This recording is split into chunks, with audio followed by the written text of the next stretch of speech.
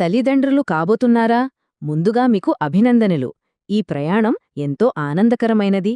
కానీ ప్రసవ ఖర్చుల గురించి ఆలోచిస్తే కొంచెం టెన్షన్గా ఉంటుంది కదా. సరే, ఈరోజు మనం ముఖ్యంగా ఆంధ్రప్రదేశ్ మరియు తెలంగాణలో ఈ ప్రసవానికి అయ్యే ఆర్థిక ప్రణాళికను ఎలా వేసుకోవాలో వివరంగా చూద్దాం. డాక్టర్ ప్రశాంత్ చెప్పిన ఈ మాట ఎంత నిజమో కదా.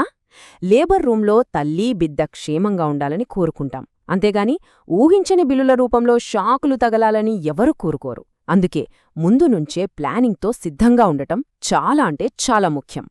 సరే, మరి అసలు విషయానికొచ్చేద్దాం. ఒక కొత్త ప్రాణానికి ప్రపంచంలోకి స్వాగతం పలకాలంటే అసలు ఖర్చెంత అవుతుంది? మన ముందున్న దారులేంటి? మన దేశంలో హెల్త్ కేర్ విషయానికొస్తే ముఖ్యంగా 2 దారులుంటాయన్నమాట. ఒకటి ప్రభుత్వానిది, ఇంకొకటి ప్రైవేట్. ఈ రెండింటిలో ఏది మనకు సరైనది అనేది చాలా పెద్ద నిర్ణయం. ఇక్కడ చూడండి, ఈ రెండింటి మధ్య తేడా చాలా స్పష్టంగా కనిపిస్తుంది. ఒకవైపు గవర్నమెంట్, దీన్ని జీరో కాస్ట్ మోడల్ అనొచ్చు. అంటే ప్రసవమైనా సి సెక్షన్ అయినా అన్నీ ఉచితం. కాని ఒక్కోసారి కొన్ని సౌకర్యాల విషయంలో, ముఖ్యంగా ప్రైవసీ విషయంలో కొంచెం అడ్జస్ట్ అవ్వాల్సి రావచ్చు. ఇక రెండో వైపు చూస్తే ప్రైవేట్ సెక్టర్. ఇది కంప్లీట్ సర్వీస్ మోడల్. డబ్బులు పెడితే బెస్ట్ ఫెసిలిటీస్, ఫుల్ ప్రైవసీ అన్నీ ఉంటాయి. కాకపోతే బిల్లు మాత్రం ఆకాశాన్నంటుతుంది. ఒక్కసారి ఈ నంబర్ చూడండి, 1,75,000 రూపాయలు. ఏంటిదనుకుంటున్నారా? హైదరాబాద్లోని ఓ పెద్ద ప్రైవేట్ హాస్పిటల్లో సి సెక్షన్కు అయ్యే గరిష్ట ఖర్చు. ఇది జస్ట్ ఒక అంచనా మాత్రమే. ఇది చూస్తే చాలు ఫైనాన్షియల్ ప్లానింగ్ ఎందుకు అంత ముఖ్యమో మనకు అర్థమైపోతుంది. అయితే ఇక్కడే ఓ గుడ్ న్యూస్ ఉంది. ముఖ్యంగా ఆంధ్రప్రదేశ్, తెలంగాణలో ఉండేవాళ్లకి ప్రభుత్వాల నుంచి చాలా మంచి సపోర్ట్ అందుతోంది. ఈ 2 రాష్ట్ర ప్రభుత్వాలు తీసుకొచ్చిన స్కీమ్స్ కుటుంబాలపై పడే ఆర్థిక భారాన్ని చాలా వరకు తగ్గిస్తున్నాయన్నమాట. సరే, ఫస్ట్ తెలంగాణ గురించి మాట్లాడుకుందాం. ఇక్కడ ఓ అద్భుతమైన పథకముంది. అదే కేసీఆర్ కిట్. ఇది జస్ట్ డబ్బులిచ్చే స్కీమ్ మాత్రమే కాదు, అంతకు మించి చాలా ఉంది.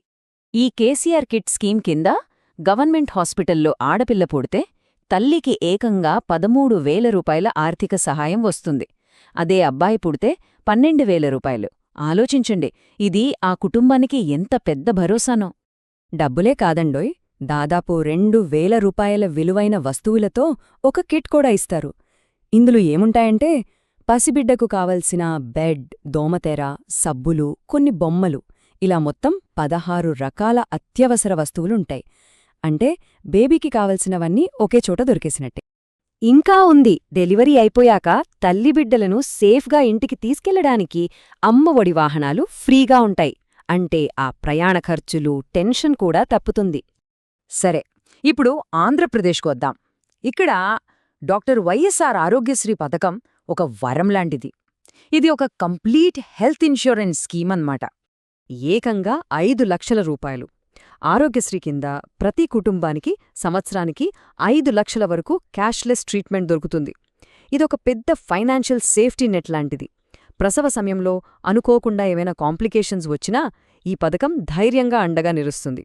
మరి ఈ 5 లక్షల కవరేజీలో ఏమేమొస్తాయి? ముఖ్యంగా నెట్వర్క్ హాస్పిటల్స్లో సి సెక్షన్లు పూర్తిగా క్యాష్లెస్, డబ్బులు కట్టాల్సిన పనే లేదు. అంతేకాదు, డెలివరీ టైంలో ఏవైనా హెల్త్ ఇష్యూస్ వచ్చినా వాటికయ్యే ఖర్చు కూడా ఈ స్కీమే చూసుకుంటుంది. తెలంగాణలో అమ్మఒడి ఉన్నట్టే ఆంధ్రప్రదేశ్లో కూడా డాక్టర్ వైఎస్ఆర్ తల్లీబిడ్డ ఎక్స్ప్రెస్ ఉంది. డెలివరీ తర్వాత తల్లీబిడ్డలను సేఫ్గా, ఫ్రీగా ఇంటికి చేర్చే సర్వీస్ ఇది. ప్రభుత్వ పథకాలు చాలా బాగున్నాయి, కానీ ప్రైవేట్ హాస్పిటల్స్కి వెళ్లేటప్పుడు ఆ ప్యాకేజీలు తీసుకునేటప్పుడు మాత్రం కొంచెం జాగ్రత్తగా ఉండాలి. ఎందుకంటే కొన్ని హిడెన్ కాస్ట్స్, అంటే దాగి ఉన్న ఖర్చులు మన బడ్జెట్ను మొత్తం పాడు చేయగలవు. అసలు ఏంటవి? ఆ ప్యాకేజీల్లో చెప్పకుండా మన జేబుకు చిల్లు పెట్టే ఖర్చులేంటి? వాటి గురించి తెలుసుకోవడం చాలా అవసరం. సాధారణంగా 4 రకాల హిడెన్ కాస్ట్లుంటాయి. 1. పెయిన్లెస్ డెలివరీ కోసం ఇచ్చే ఎపిడ్యూరల్ ఇంజెక్షన్. 2. అనుకోకుండా బేబీకి ఎన్ఐసియు కేర్ అవసరం పడటం. 3. మనం సింపుల్ రూమ్ అనుకుంటే లగ్జరీ రూమ్కి అప్గ్రేడ్ అవ్వడం. ఇక 4. డెలివరీని ఇండ్యూస్ చేయడానికి వాడే మందులు లేదా పరికరాలు. వీటన్నింటికీ ఎక్స్ట్రా ఛార్జీలు పడతాయన్నమాట. సో ఫైనల్గా మనం ఏం నేర్చుకోవాలి? మన దగ్గర ఉన్న అత్యంత పవర్ఫుల్ టూల్ ఏంటంటే సరైన సమాచారంతో సిద్ధంగా ఉండటమే. డాక్టర్ ప్రశాంత్ ఇచ్చిన ఈ సలహా చాలా ముఖ్యం. హాస్పిటల్కి వెళ్ళి డెలివరీకి ఎంత అవుతుంది అని సింపుల్గా అడగొద్దు. అలా కాకుండా ప్రతి ఖర్చు బ్రేకప్ ఇవ్వండి. అలాగే ఒకవేళ ఏదైనా అనుకోనిది జరిగితే వర్స్ట్ కేస్లో ఎంత ఖర్చవ్వొచ్చు అని క్లియర్గా అడగండి. ఇది మిమ్మల్ని మెంటల్గా, ఫైనాన్షియల్గా ప్రిపేర్ చేస్తుంది. ఆలోచించండి, సరైన ఆర్థిక ప్రణాళిక ఉంటే తల్లిదండ్రులయ్యే ఈ జర్నీ టెన్షన్తో కాకుండా ఎంత ప్రశాంతంగా, ఆనందంగా ఉంటుందో కదా.